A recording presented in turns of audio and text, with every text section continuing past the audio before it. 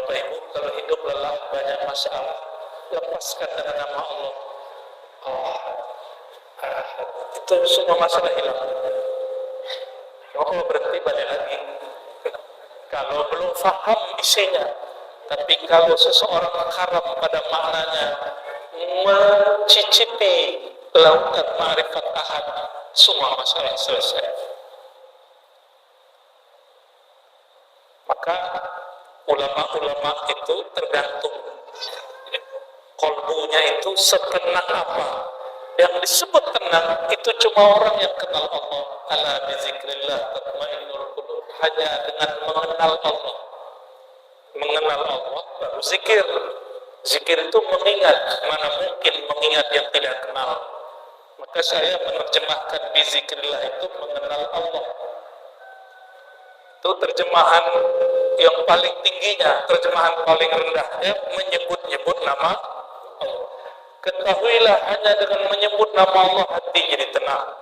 Tapi kalau baru menyebut, belum bermakrifat mengenal yang punya nama, selesai baca nama, lisan. Qabul hajat, zikir ditinggal. Sampai maksud, guru dilawan.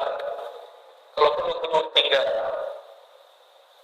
Tapi kalau orang sudah faham bahwa bizikrillah hanya dengan mengenal Allah, sekali orang kenal Allah, selama-lamanya dia kenal Allah.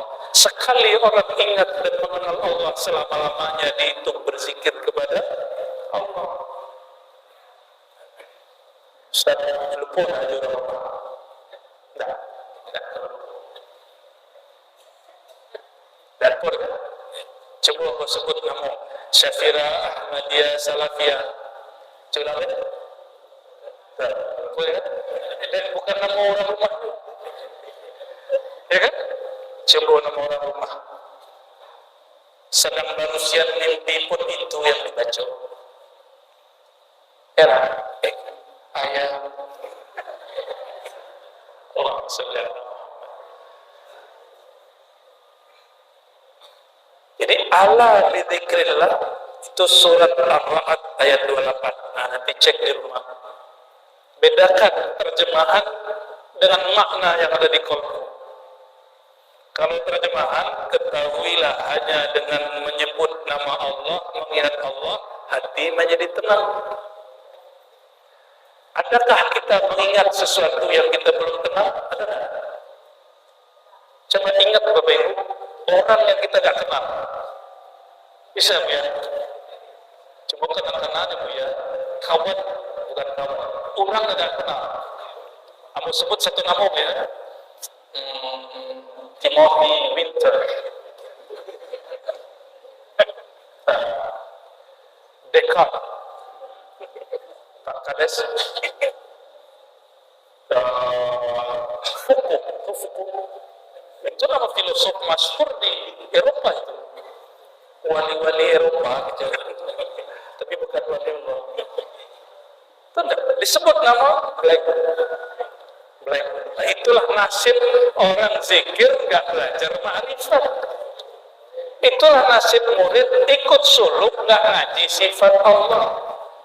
Jadi mohon maaf buya-buya, ambo mengingatkan diri sendiri kalau murid jangan hanya dikasih zikir, kenalkan dulunya kepada yang punya nama.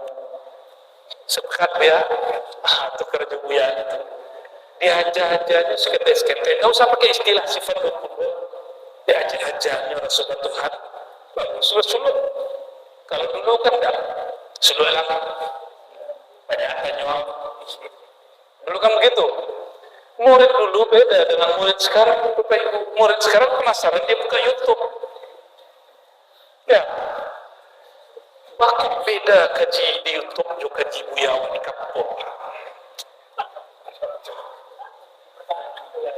Jadi kini itu murid itu tidak hanya buya tarekat yang mengeluh, dokter-dokter yang kami kenal itu mengeluh.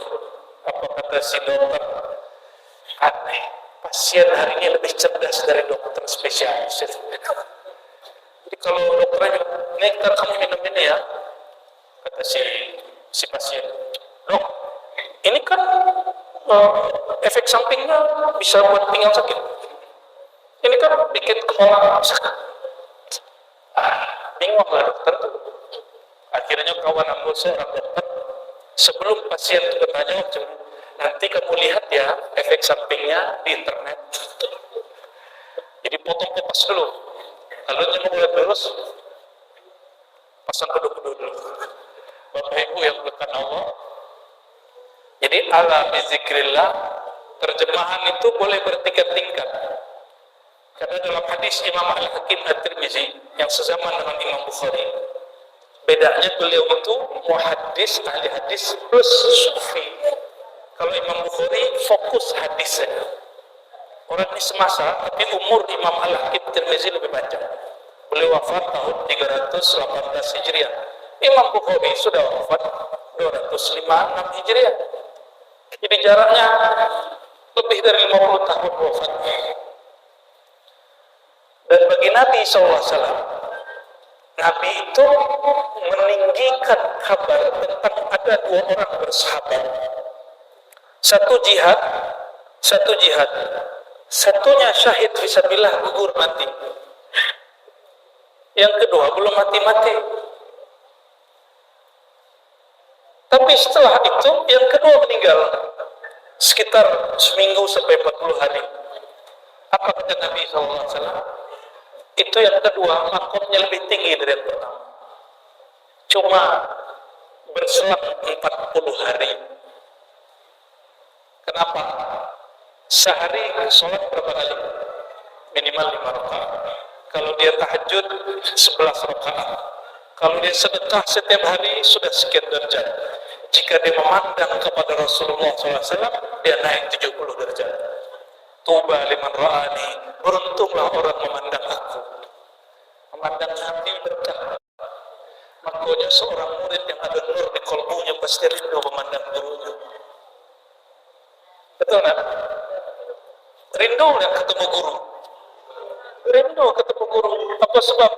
Bukan rindu kepada fisik guru itu, tapi itu kerinduan sahabat. Sahabat dulu merindukan ketemu wajah Sayyidina Muhammad sallallahu alaihi wasallam. Terwariskan limpah ruh nurullah, nurnya Nabiuna Muhammad SAW kepada khalbu guru-guru. Maka si murid rindu kepada guru, bukan kepada sang guru, tapi kepada sang maha guru Sayyidina Muhammad sallallahu alaihi wasallam. Jadi buya-buya Tuan Khalifah, kita tidak boleh GR atau GR kepedean. Saya ini mursyid, saya ini Tuan Khalifah, dirindui murid, diziarahi murid. Enggak. Mereka bukan rindu Anda, mereka rindu sang maha guru yang engkau bacakan Fatihah dan tawassul setiap saat. Itulah hakikat berrabitah. Rabitah mau ingat wajah guru, bukan wajah guru sebenarnya diingat. Karena Tuhan tidak hafal wajah Sayyidina Muhammad SAW. Hafalkanlah wajah orang yang kolbunya memandang kepada kolbu Sayyidina Muhammad SAW. Paham maksudnya? Itulah yang dikatakan Imam Ghazali. Man ra'ani faqara al-haq. Hadis Bukhari. Siapa yang memandangku, dia memandang al-haq. Siapa yang mengingat aku, dia mengingat al-haq. Apa kata Imam Ghazali dalam kitab Ar-Risalah Ad-Dunia, lalu dikonfirmasi, divalidasi, dikuatkan oleh muridnya Al-Imam Al-Muhaddis Al-Faqih Abu Bakar Ibn Al-Arabi Al-Ma'afiri. Jadi ada Ibn Arabi At-Tusi, ada Ibn Arabi Al-Ma'afiri. At-Tusi itu sufi yang sering mabuk dalam ma'rifatnya, itu yang sering dikafir-kafirkan orang dan dia tidak kafir. Yang kedua kok paling stabil, paling lurus. Imam Ibn Arabi menukil pun dari guru dalam kitab Aridatul Ahwaz. Apa kata mereka? Mimpi berjumpa memandang Sayyidina Muhammad SAW itu ada yang surah, memandang rupa. Jadi jika ada di antara Tuhan ini memandang wajah Sayyidina Muhammad SAW dalam mimpi, itu dalam zikir, rupa, pakaian, mesti dikonfirmasi kepada ahli hadis. Mestinya. Dan lucunya apa? Kalau ahli hadis dia mengerti hadis, belajar hadis dengan baik, Ternyata Nabi pakaiannya tidak hanya hijau, tapi pakaian favorit Nabi hijau. Kata Sayyidina Jabir, ketika kami sedang di bawah rembulan 14 malam, malam purnama, rembulan bercahaya. Kalau rembulan di atas padang pasir, Bapak Ibu, itu luar biasa indah. Pernah menikmati rembulan di atas padang pasir? Indahnya bukan main. Kata Sayyidina Jabir, lalu kami memandang kepada Sayyidina Muhammad SAW.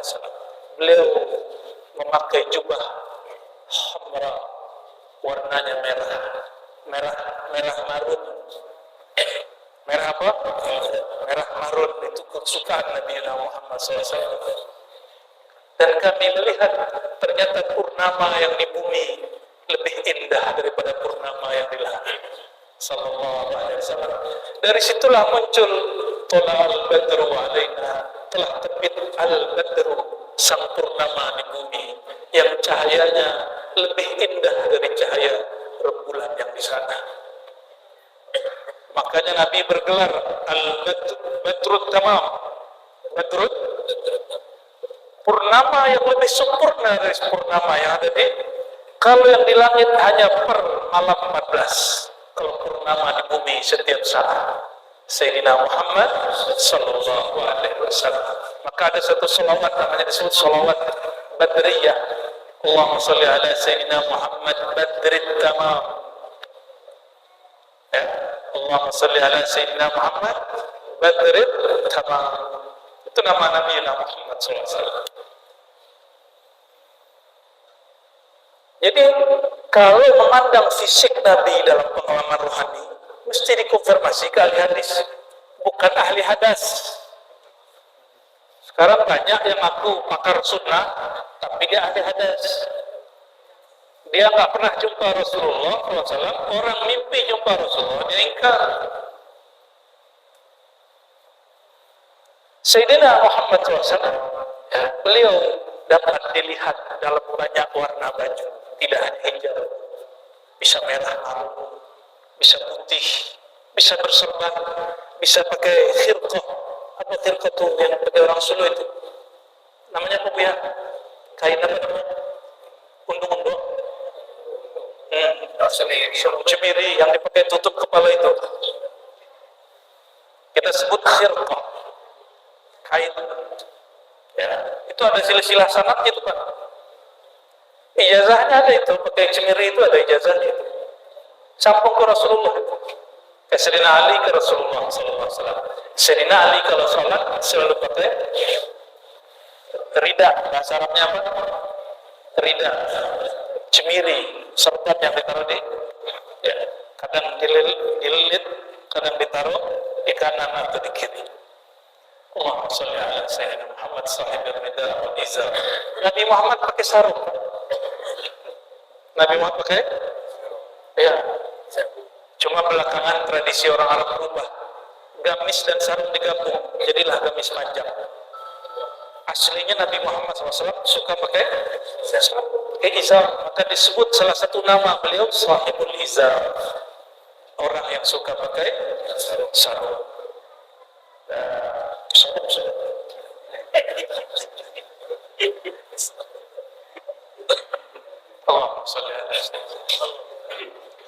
Jadi saya pernah memandang Nabi SAW dan dia melihat Nabi pakai sarung, pakai baju berwarna, kadang tutup kepala, kadang berserban, tapi jarang sekali yang dapat izin memandang wajahnya. Ini hati-hati. Yang aku memandang wajahnya, saya khawatir dia bohong, karena kita nggak sanggup lihat wajah Nabi Muhammad SAW. Apa kata Sayyidina Abu Bakar, aqrabus sahabah ila Nabi SAW, sahabat terdekat kepada Nabi Muhammad SAW. Aku tidak sanggup memandang wajah baginda Sallallahu Alaihi Wasallam. Abu Bakar tidak sanggup memandang wajah baginda Sallallahu Alaihi Wasallam. Sayyidina Umar tidak sanggup, Sayyidina Utsman tidak sanggup, Sayyidina Ali karena diberi kekuatan Allah sanggupkan beberapa saat, tapi di saat lain tidak sanggup. Tidak sanggup. Maka semua orang yang nurnya betul, bukan nar, dia pasti bermimpi jumpa Rasulullah SAW dan tidak diizinkan memandang wajahnya illa Sayyiduna al-Mahdi Khalifatullah. Nanti jelas, kalau beliau jelas nanti. Jadi kalau enggak, ya mungkin yang dia lihat halu. Dia lagi berkhayal-khayal. Ya? Itu yang pertama, melihat surah. Melihat apa? Ada yang melihat yang kedua, misal.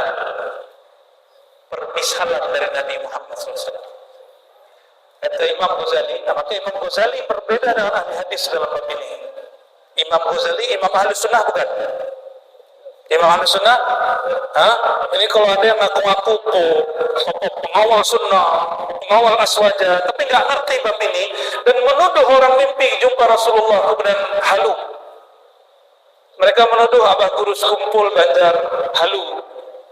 Mulai Abah Guru itu beliau punya pengalaman rohani, datang ke Madinah seakan-akan Rasulullah SAW kuburannya goyang, lalu keluar lalu mencium dengkulnya. Siapa Abah Guru Sekumpul kok dicium dengkulnya? Kata si anak muda yang sok-sok memberantas halu khayal. Dia nggak mengerti, wali dia bantah.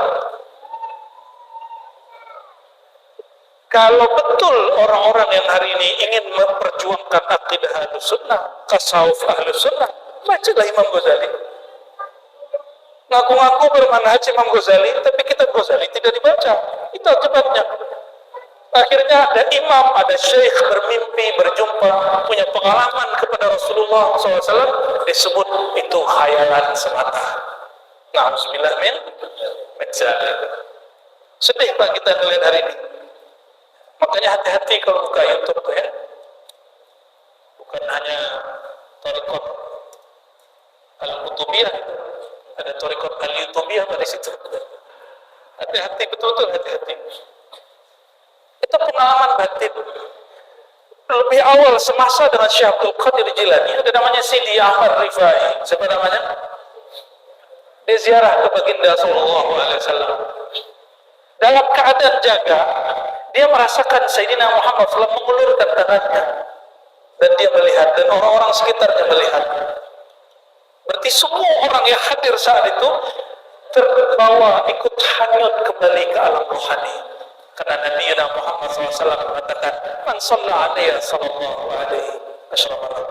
Bahkan disebutkan, siapa yang mengucapkan salam kepadaku, radallahu alaihi, aku balas salamnya.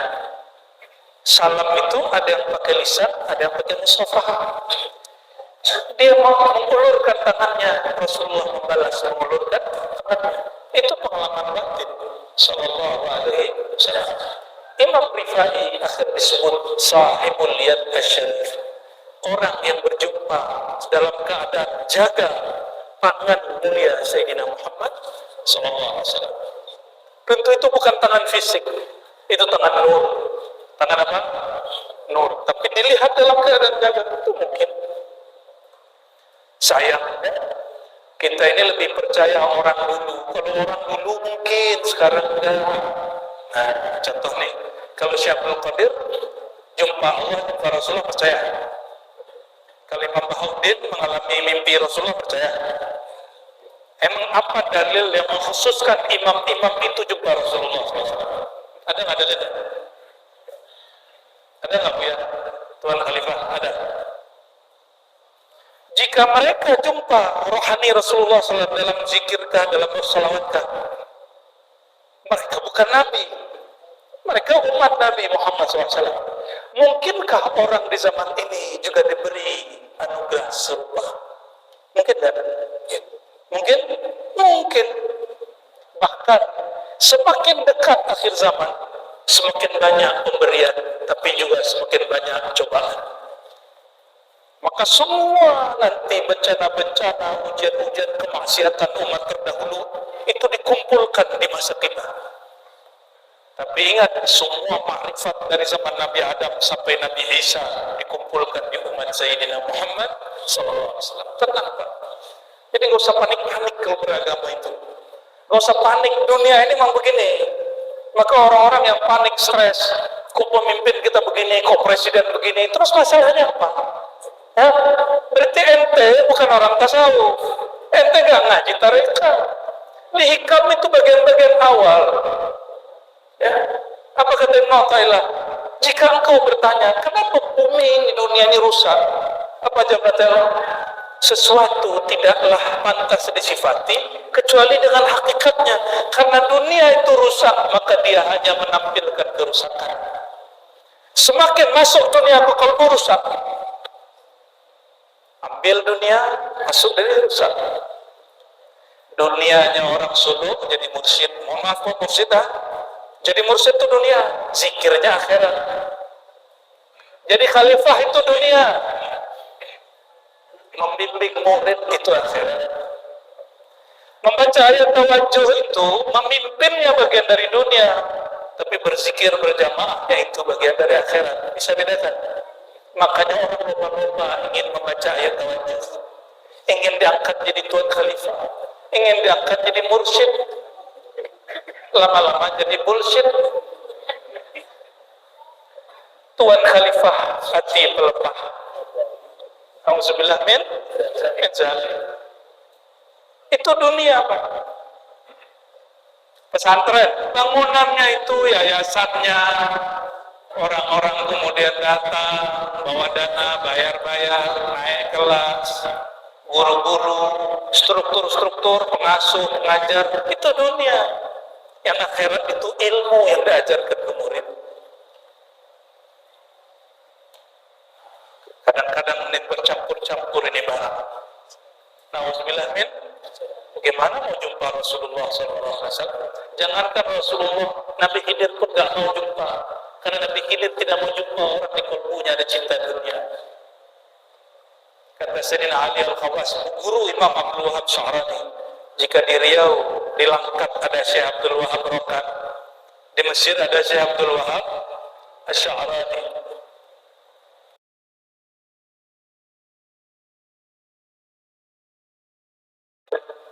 Kata Sayyidina Al-Khidir alaihissalam, dia tidak mau jumpa orang yang di hatinya ada cinta dunia. Tak mau jumpa. Boleh dia kuasai dunia, boleh, tapi tidak boleh cinta. Sudahlah miskin cinta dunia. Kalau kaya cinta dunia, rugi sekali. Ini miskin hidup susah cinta dunia, ya Allah. Banyak. Kena 2 kali. Nauzubillah min. Bukti orang kaya cinta dunia, dia bagi-bagi hartanya nggak mikir, bukan karena ingin dipilih jadi anggota dewan, tapi karena memang dia bagi, karena dia nggak cinta harta.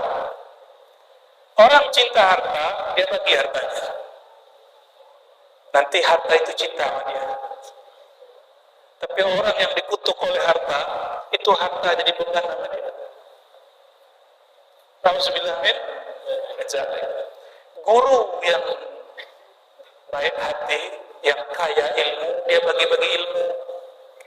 Ciri-ciri guru yang banyak ilmu, dia bagi-bagi. Tuh, itu kaya. Ciri-ciri orang kaya duit, dia bagi-bagi.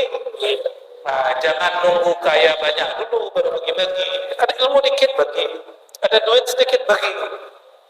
Nanti kalau jadi orang kaya, sudah terbiasa bagi-bagi. Jangan kata orang lamu, pantesan dia kaya, pelit. Nah, itu beda lagi tuh Pak. Allahumma shalli ala Sayyidina Muhammad. Sayyidina Muhammad SAW orang yang pemurah. Maka kadang-kadang orang yang bermimpi berjumpa Rasulullah sedang bagi-bagi. Bagi-bagi. Terus, jadi tadi jumpa Rasulullah pertama surah. Yang kedua, misal. Kadang-kadang orang jumpa Rasulullah SAW terlihat dalam wajah apapun. Nah, ini kalau Imam Ghazali, perhatikan. Imam Ahlussunnah, mungkinkah dalam semalam, dalam satu detik yang sama, orang memandang wajah Sayyidina Muhammad SAW dan rupa yang berbeda-beda? Ya, ada yang datang dulu ke surau kita di Ribat. Apa katanya? Kalau gitu kubur Nabi kosong dong. TOLOL. Jangan dibaca Pak. Hah? Coba dibaca Pak. BODO. Ini orang ngaku pinter baca kitab kuning, ternyata otak dia sudah kuning. Gak ngerti dia baca kitab. Kitab tipis pun Imam Ghazali gak ngerti dia. Mau berantas bid'ah khurafat di kalangan ahli thariqah. Mursyid pun bukan. Khalifah thariqah pun bukan, muqaddam pun thariqah. Ingin berantas bid'ah ahli thariqah. Yang paling mengerti sunnah bid'ah ahli thariqah orang thariqah. Ada Pak yang gitu. Apa kata dia? Kalau gitu Rasulullah hilang dari kubur. Ya. Ya. Nauzubillah min. Ternyata apa kata Imam Ghazali berkalam? Imam Ahlus Sunnah. Apa kata beliau? Dalam satu saat 1000 orang jumpa Rasulullah SAW dalam rupa yang berbeda, itu mungkin. Bertanyalah anak muda cerdas, anak Al-Azhar waktu kami di Palembang. Ya, pernah kita kisahkan di tempat lain. Kan Rasulullah itu satu. Orang yang salawat miliaran. Bagaimana cara Rasulullah jawab? Cerdas ini anak. Tapi saya suka yang begini. Mungkin dia sudah menjatuhkan banyak ustadz dan buya dengan cara pertanyaan ini. Tapi dia salah alamat. Kami jawab, Ananda tahu matahari? Tahu matahari? Oh tahu. Matahari yang dilihat orang Mesir dengan yang dilihat orang Indonesia sama kan? Sama. Hampir geleng-geleng ya. Matahari yang dilihat orang Kampar dengan orang yang di Mekah sama kan? Tapi kekuatan cahayanya beda. Di saat yang sama, detik yang sama, matahari menyemburkan cahaya dan sinar, itu miliaran orang memandang, merasakan sinar matahari. Mataharinya tetap satu. Dan mataharinya nggak hilang, nggak pindah ke Amerika, nggak pindah ke Kampar. Itulah. Lebih kuat mana sinar Nabi Muhammad SAW dengan sinar matahari? Coba tanya matahari. Matahari akan jawab, wahai Tuhan, sinarku dari sinar Rasulullah SAW. Diyai min diyaihi.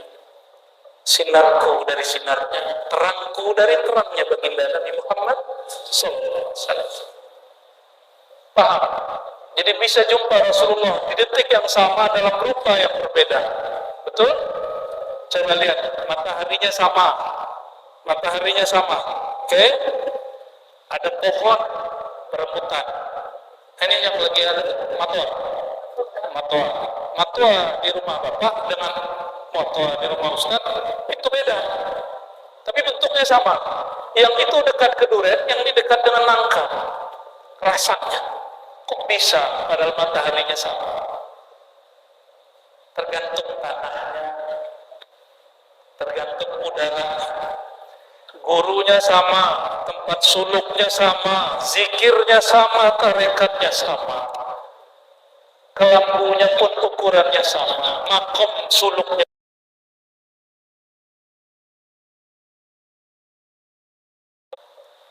Karena tanahnya lain. Yang ini digemburkan, disiram, dibersihkan. Yang ini berlumpur. Ada rumput tapi tidak dibersihkan. Diinjak orang, tidak dijaga, tidak dipajak. Maka berthariqah wajib belajar ilmu wara, arti wara. Meninggalkan yang tidak penting, terjebak, khawatir terjebak kepada yang tidak penting. Itu wara. Wirai kata orang. Zikir banyak tapi tidak wara. Pulang-pulang dari suluk main judi online. Berarti dia tidak wara. Zikirnya sudah bagus, suluknya tidak salah, tapi orang kampung berkalam, masa murid buya yatim pulang-pulang sudah 20 hari 10 hari mabuk marifat judi online. Yang karena salah siapa? Buya. Itu murid orang itu gara-garanya buya kena. Sebab si murid ini buya yang kena kata-kata orang. Buya itu yang susah. Ya minta maaf lah buya. Allahumma shalli ala sayyidina Muhammad. Mohon maaf yang sedang ikut jadi online ya. Itu haram bro. Ada yang level ketiga, jumpa Rasulullah SAW. Itu jumpa An-Nur Az-Zati Al-Muhammadi, jumpa Nurnya Sallallahu Alaihi Wasallam. Oh, kata mufti di Malaysia nih, ini ada orang Malaysia berapa orang Pak? Biar kita kasih tahu mereka ya. Ini kampung apa? Godang-godang apa tadi? Pulau Godang didatangi orang Malaysia. Kadang-kadang itu ada mufti di Malaysia, kita tunjuk aja karena dia udah mulai tunjuk-tunjuk ulama kita Sunnahul Jamaah. Apa kata dia? Kajian Nur Muhammad itu kajian ajaran Majusi, agama Majusi, penyembah matahari, penyembah Tuhan gelap dan cahaya. Dari ajaran mereka muncullah Nur Muhammad SAW. Ya salam. Ente dokter, ente mufti, masa gak paham? Masa dia gak baca kitab? Masa gak baca tafsir Ibnu Katsir? Ibnu Katsir itu cuma 1 jilid. Paling bagus 4 jilid. Mungkin ada beberapa lain yang kemudian di sekian jilid, tapi rata-rata segitu. Masa gak baca tafsir Ibnu Katsir? Ibnu Katsir sudah membahas Nur Muhammad SAW. Bukan ajaran Majusi. Oh, itu dari Sufi, bukan. Yang pertama kali bicara Nur Sayyidina Muhammad SAW lewat Quran dan hadisnya. Mana dalilnya? Allahu nurus samawati wal ardh. Surah apa? An-Nur ayat 35. Allah lah nur langit dan bumi. Itu nur pertama. Masalu nurihi, nur kedua. Sahabat Nabi Ibn Abbas punya murid Sa'id bin Jubair, Mujahid, dan beberapa murid-murid lain. Apa kata mereka? Nur pertama Nurullah, nur kedua di ayat itu Nur Muhammad Sallallahu Alaihi Wasallam. Ditulis dalam kitab tafsir Ibnu Katsir, ditulis dalam kitab Ibnu Katsir, kalimatnya tidak selengkap yang dalam kitab Qadiyat. Tentang Nur Muhammad ada. Di Ibnu Katsir lafaznya saya lupa, tapi yang kita ingat kitab Qadiyat yang lebih tua. Yang lebih tua. Kalau di Ibnu Katsir yang paling jelas tentang ayat alastu bi rabbikum. Ibnu Katsir gurunya Ibnu Taimiyah yang menjadi panutan Imam Wahabi dan Salafi. Apa kata Ibnu Katsir? Ketika Allah menyatakan dirinya, aku alastu bi rabbikum, bukankah aku Tuhan kalian? Apa kata beliau? Yang pertama jawab itu Nur Muhammad sallallahu alaihi wasallam. Ada pada kitab. Itu tafsir yang paling bisa dibaca. Kalau tidak tahu, uskut, diam. Jangan kemudian sok-sokin Zoroaster, Majusi. Ini akibat suka nonton YouTube mungkin muftinya ya. Kita, karena dia sudah terang-terangan menentang kajian ini, kita pun terang-terang bantah dia. Nah, kita agak sedih dengan ada ulama kok ngomong begitu. Berarti dia nggak ulama yang hakikat. Karena ulama itu takut kepada Allah dan Allah berkalam, wala taqfu ma laysa laka bihi ilm. Jangan engkau bertawakuf, berpandangan, berpendirian terhadap sesuatu yang engkau tidak faham. Tidak faham, tidak ada ilmunya, dia cukup jawab, saya belum pernah belajar ilmu tentang Nur Muhammad. Selesai. Ya? Malah difatwakan orang yang mengajarkan Nur Muhammad sesat. Perhatikan, ini perhatikan. Ada orang soleh, orang alim, difatwakan satu kelompok majelis, dia sesat. Apakah dia sesat menurut Allah? Apakah dia sesat di sisi Rasulullah? Belum tentu. Belum tentu. Dulu di Malaysia, Bapak Ibu, ada Darul Arqam. Difatwakan sesat di Malaysia, oleh Gus Dur dibela dengan NU-nya. Tahun 90 sekian, sesat. Tahun setelahnya difatwakan tidak sesat oleh NU. Ini coba lihat, MUI fatwa salam lintas agama sesat. NU keluarkan fatwa tidak sesat. Bingung kan? Bingung? Kayak pejabat tadi bingung. Emang perlu lintas agama salam? Kita itu nggak perlu salam lintas agama karena kita bukan pejabat. Nggak perlu selamat Natal, kan nggak ada tetangga juga non-Muslim. Lagian juga dia nggak nuntut, kan orang Kristen tuh nggak pernah nuntut sama kita untuk selamat Natal. Kecuali Bapak Ibu Direktur, Menteri, ya, kecuali Pak Kades tuh mungkin perlu kalian kalau ada rakyatnya non-Muslim, ya boleh selamat gitu, selamat hari raya, boleh, nggak apa-apa. Tapi niatnya bukan karena akidah. Jadi kenapa fatwa ini bisa beda? Nah ini sekedar supaya Bapak Ibu tidak pusing, tidak sakit kepala kalau ulama berselisih. Nanti berselisih ulama Pekanbaru dengan Jakarta. Nanti berselisih ulama Jakarta dengan Payakumbuh. Berselisih orang kampung Pulau Godang dengan orang Ayat Tinggi. Bisa begitu. MUI itu punya kaidah menjaga akidah. Khawatir kalau salah lintas agama, orang salah faham, terjebak kepada akidah yang salah. Maka untuk menjaga akidah disebut saddu zari'ah, preventif, sebaiknya diharamkan. Ini MUI. Tapi NU, Ahlus Sunnah terbesar, bukan hanya di Indonesia, di dunia. Berarti udah banyak yang nyebrang ke NU, Pak. Kita besar kita ini, orang tarbiyah Islamiyah, ya, karena tidak merawat Jam'iyah dengan serius, mau dibawa politik, gak jadi barang itu. Jam'iyah NU, mereka tidak memandang salam lintas agama bagian dari akidah. Itu hanya bagian dari akhlak muamalah, hubungan sesama manusia, bukan hubungan dengan Allah. Maka NU mengatakan mengucapkan selamat salam lintas agama bukanlah bab akidah, hanya bab muamalat, maka dia murah. Apa GGNU itu sesat? Ada yang berani bilang sesat? Boleh ujian baca kitab kita. Saya kan murid ulama NU juga. Walaupun kita orang Minangkabau, saya ini murid ulama NU juga. Cuma kita nggak mau masuk struktural, ya. Kita nggak mau ribut-ribut lah urusan politik Jam'iyah. Kita cukup manhajnya sama, pergerakannya boleh beda, tarekatnya boleh beda.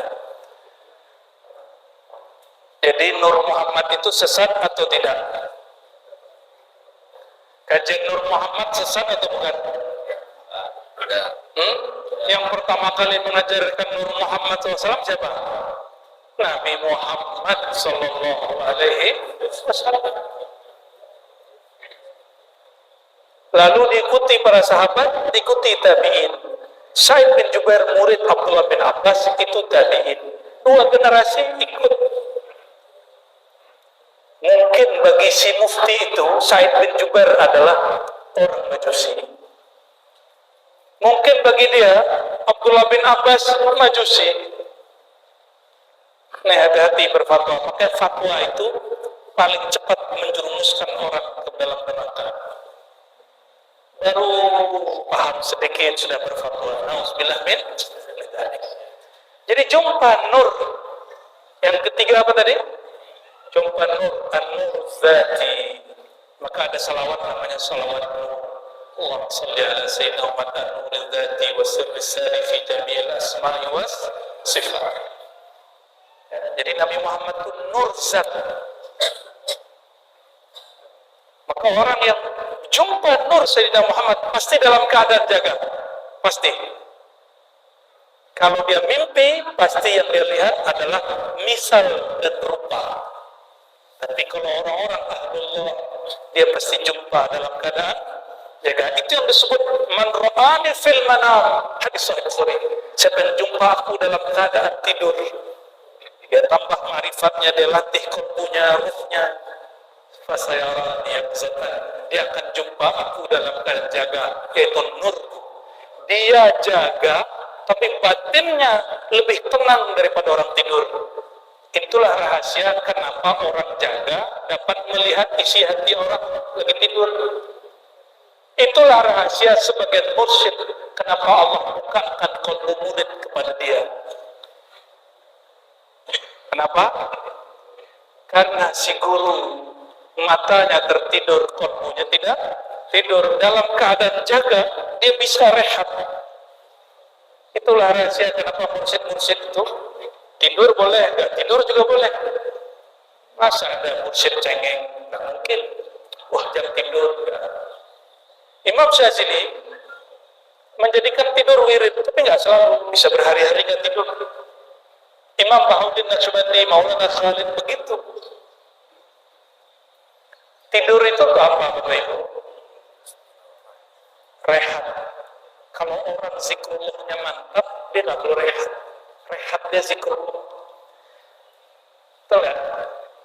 Orang tidur, coba tanya dokter, tanya psikolog, itu karena gelombang otaknya tenang, maka dia tertidur. Kenapa anak-anak kalau nangis kita buai-buai? Supaya gelombang otaknya tenang. Kalau dia tenang, dia tertidur. Kenapa orang yang kemudian punya penyakit stres, anxiety, apa istilah? Ya, tekanan jiwanya, itu dikasih obat penenang supaya tidur. Maukah kita nggak perlu pakai obat? Telanlah pil kalimatullah masuk ke dalam kolbu, pasti tenang. Tidur nggak tidur sama aja. Sebut nama Allah, langsung segar badannya. Maka ahlullah itu kekasih-kekasih Allah makan pun dengan nama Allah. Dia makan bukan karena makanannya enak. Ahlullah itu makan bukan karena dia syahwat kepada makanannya, tapi dia berpikir setelah ini aku harus ada tugas ini, tugas itu, maka jadi makan. Jadi makannya pun karena ingin mempersiapkan diri kepada Allah Subhanahu wa taala. Coba kalau kita makan gimana, Pak? Dek sapa ulama. Lain kalau Buya diundang supaya menyenangati sahibul bait. Iya lama makanan padahal asin. Pulang-pulang Buya naik tensinya. Allahumma sholli ala sayyidina Muhammad. Itu melihat nur zati, itu hanya wali-wali Allah. Tunggu Bapak Ibu, memandang Nabi SAW itu pasti orang beriman, tapi memandang Muhammad bin Abdullah bisa jadi Abu Jahal, bisa jadi Abu Lahab. Jadi nggak usah minta-minta jumpa Nabi Muhammad SAW. Takut-takutnya Tuhan ini bagian dari Abu Jahal. Ya, minta saja cinta kepada Nabi Muhammad SAW. Jangan, nggak usah minta mimpi, nggak usah jumpa, minta cinta Sallallahu Alaihi Wasallam. Kalau dikasih jumpa, ternyata pewaris Abu Jahal. Dikasih jumpa, ternyata pengikut Abu Lahab. Apa kata dia? Wah, itu bukan.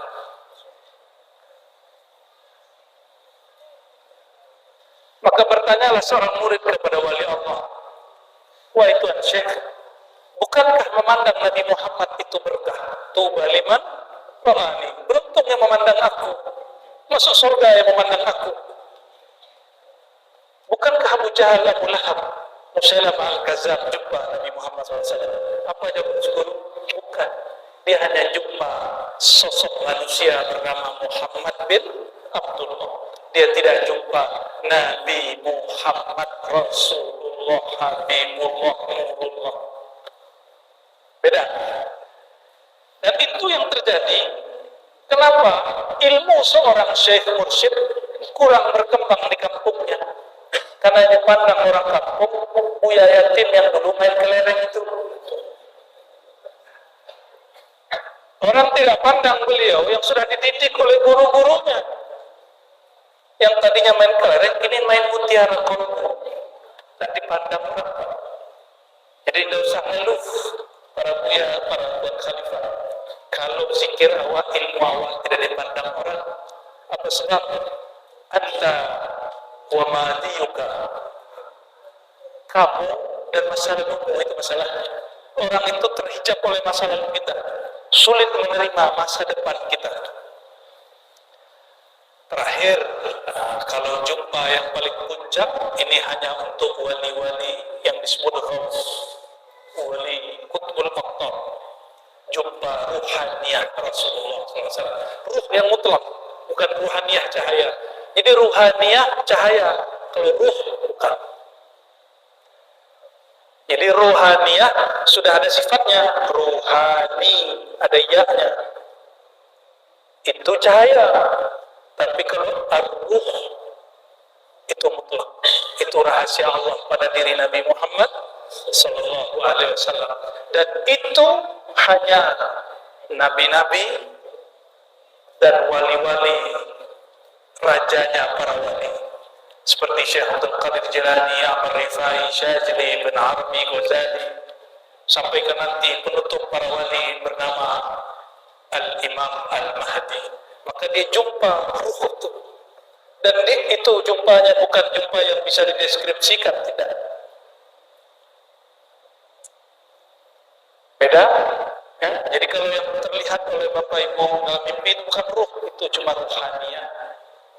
Mungkin cuma nuraniya, mungkin cuma misalnya, mungkin juga hanya surat.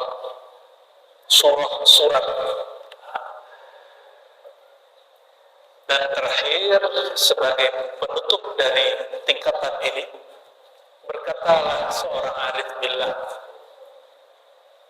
siapa yang kenal Allah tidak menuntut jumpa kepada Allah. Siapa yang kenal Sayyidina Rasulullah tidak meminta mimpi bertemu Rasulullah, karena dia sudah kenal Rasulullah. Kalau sudah kenal Rasulullah, sirnya mengalir di setiap alam semesta. Matahari nurnya, cahayanya, sinarnya dari nur Nabi Muhammad SAW. Cahaya sinar matahari itulah yang melekat pada pohon. Tubuh kita kalau nggak kena matahari mati banget. Maka cahaya sinar matahari yang ada di badan, ada di alam, di pohon, itu berkat nur Sayyidina Muhammad SAW yang mengalir pada mereka. Loh kok gimana caranya? Ini orang-orang nggak percaya. Bapak Ibu punya handphone di situ, saya punya handphone sini, bisa transfer duit nggak? Bisa pindah nggak? Bisa pindah. Apalagi transfer nur. Coba kalau mau transfer, namanya nggak tahu, nomornya nggak tahu, bisa sampai? Tidak sampai. Nomornya masih sama, masih jelas, baru sampai. Paham bahasa ini? Ya? Nah, itulah kenapa orang berbaiat bertalqin, supaya punya nomor akun Rasulullah SAW. Akun Rasulullah itu sholawat, akun Rasulullah itu tawasul. Kirim, masih sampai mengalir kepada kita. Maka Al-Fakir kami menghimbau diri sendiri, kita semua tidak usah berangan-angan jumpa Rasulullah SAW. Takutnya kita tidak sanggup, takutnya kita bagian dari Abu Jahal, Abu Lahab. Ya? Tapi kalau diberi, syukuri, simpan di hati. Hanya boleh cerita bagi guru kepada muridnya, bukan kawan kepada kawan, apalagi murid mengajari guru. Merasa makomnya lebih tinggi dari guru. Na'udzubillah min dzalik. Semoga Allah Ta'ala memberikan kemarifatan ini kepada kita. Ala bidzikrillah tatma'innul qulub. Ketahuilah hanya dengan mengenal Allah, mengenal Rasulullah SAW, jiwa hati menjadi tenang. Lebih kurang itu Bu ya. Lah tuh ya. Dalam kilo ya. Lah tuh ya. Kan ada tanya jawab kan? Tidak usah. Orang ngaji Nabi Muhammad itu tidak tanya jawab. Ya, tapi tanya betul. Langsung pertanyaan, ya boleh, tapi langsung pertanyaan. Oh jangan, belum usah.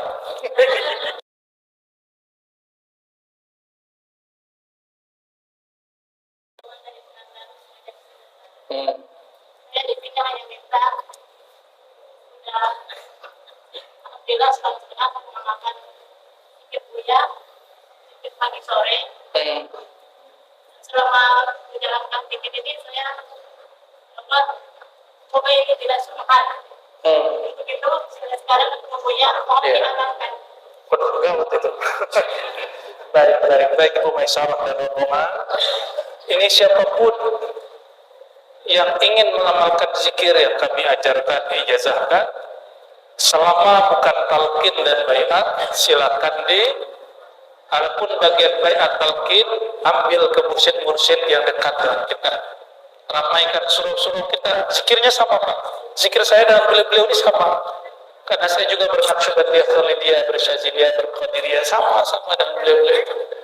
Adapun zikir-zikir pagi sore itu disebut hizib Imam Syazili.